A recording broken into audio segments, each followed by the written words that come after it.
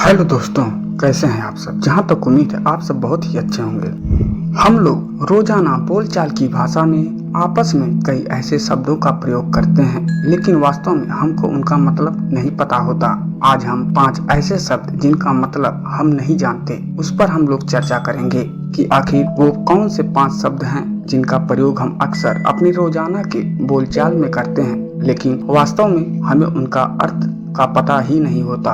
आइए जानते हैं कि वे 5 से शब्द कौन कौन से हैं। Number 1, cheers. हमने कई बार शराब पीने वालों को आपस में गिलास टकराते और चीयर्स बोलते देखा होगा।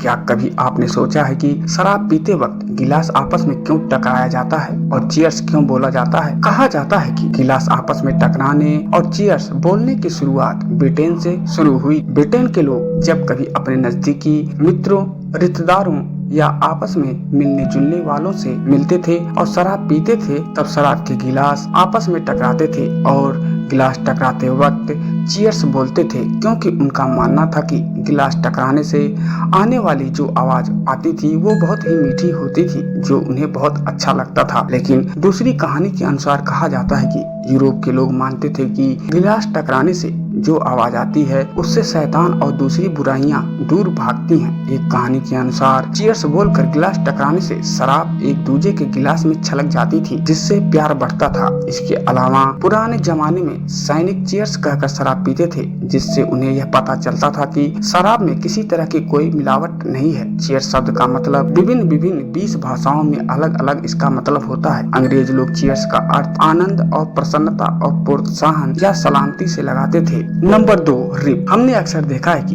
किसी की भी मृत्यु की खबर जैसे ही आती है तो हम में से अधिकतर लोग रिप लिखकर मैसेज भेजने लगते हैं। आजकल सोशल मीडिया पर रिप का प्रयोग तो अच्छे पढ़े लिखे लोग भी बिना इसके सही अर्थ को जाने बिना और सही भाव को समझे बिना धड़ल्ले से करते हैं और एक दूसरे को देख के रिप लिखने की होड़ लग जाती है। आखिरकार ये रिप है क्या? आजकल देखने में आया है कि किसी मृत आत्मा के प्रति रिप लिखने का फैशन सा आ गया है। ऐसा इसलिए हुआ है, हमारा युवा वर्ग किसी भी शब्द की मूल भावना या अर्थ को जाने बिना ही बोलचाल की भाषा में अंग्रेजी शब्दों का प्रयोग ज्यादा से ज्यादा करने लगे हैं। तो चलो बताते हैं कि रिप का फुल फॉर्म क्या होता है। रिप का फुल फॉर्म होता है रेस्ट इन पीस, और रिप का हिंदी में अर्थ होता है मृत व्यक्ति की शांति। ईसाई धर्म में जब किसी की मौत होती है तो उन्हें दफनाकर उनके कब्र के ऊपर रेस्ट इन पीस लिखा जाता है। इसी तरह जब किसी की मौत होती है तो उनके बदले भी रेस्ट इन पीस का उपयोग किया जाता है। लेकिन आजकल सोशल मीडिया तो शॉर्ट फॉर्म के लिए प्रसिद्ध है और यही कारण है कि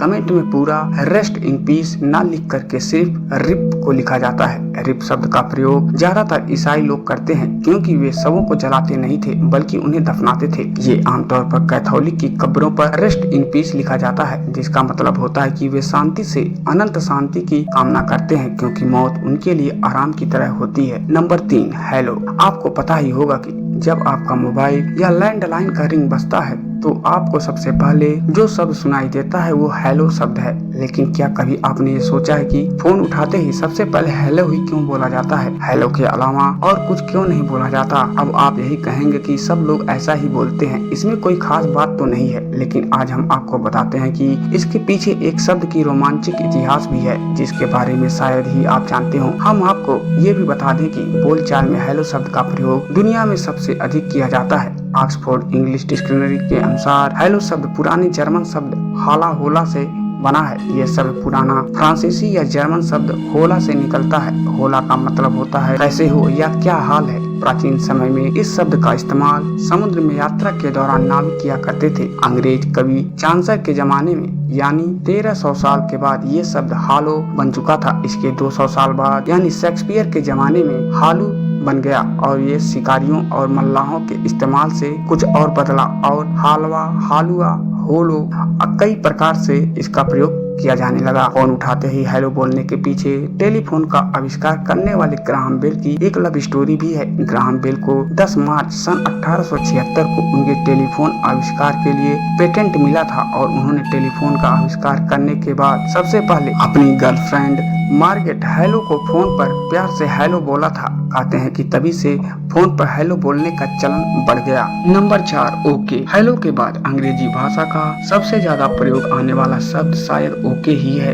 ओके शब्द का फुल फॉर्म ऑल करेक्ट होता है, जिसका हिंदी में अर्थ होता है सब सही है। ओके एक ऐसा शब्द है जिसका आम बोलचाल की भाषा में सबसे ज्यादा उपयोग किया जाता है। ये शब्द लोगों की जुबान से बात बात में निकल पड़ता है, चाहे इसका असली मतलब किसी को पता हो या ना हो। दरअसल इतिहास के पन्नों को पलटे तो इस शब्द के शुरू होने के पीछे कई कहानियां बताई जाती हैं। कहा जाता है कि साल 1839 में लेखकों के बीच नए नए संक्षिप्त शब्दों का प्रचलन शुरू हुआ था, जिनमें से एक है ओके यानी ऑल करेक्ट। इस शब्द को पहली बार व्याकरण पर एक व्यंग में छापा गया था। इसके अलावा कहा जाता है कि ओके शब्द की शुरुआत यूरोप के गृह युद्ध के दौरान हुई होगी। उस दौरान ओके बिस्किट का निकनेम हुआ करता था। कुछ लोगों का मानना है कि इंग्लैंड के 8वें राष्ट्रपति मार्टिन वैन बुरेन के चुनाव प्रचार के दौरान ओके शब्द प्रचलित हुआ था। बताया जाता है कि न्यूयॉर्क का ओल्ड किंडरहुक उनका होम टाउन था और जिसे संक्षिप्त में वो ओके कहते थे, और इसलिए उन्होंने चुनाव के दौरान वोल्ट फॉर ओके का नारा दिया था। जबकि कई लोगों का मानना है कि ओके सिर्फ एक अध्यात्म की मुद्रा है और ये मुद्रा सीखने का प्रतीक है। ज्यादातर कलाकृतियां में भगवान गौतम बुद्ध को इसी मुद्रा में दिखाया गया है। Number 5 horse trading. दरअसल कैम्ब्रिज डिक्शनरी में इस शब्द को सबसे पहले शामिल किया गया था।